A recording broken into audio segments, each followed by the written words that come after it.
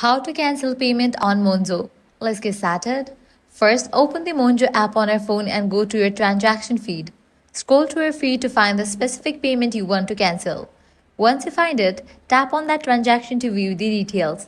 If it's a scheduled payment or a standing order, you'll see an option to cancel or delete it.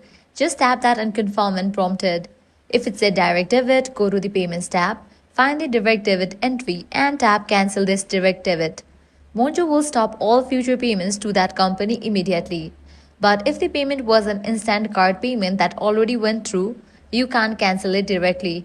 Instead, open the Help tab in the Monzo app and chat with support to dispute the charge if needed. And that's it. You know now how to cancel different types of payments on Monzo.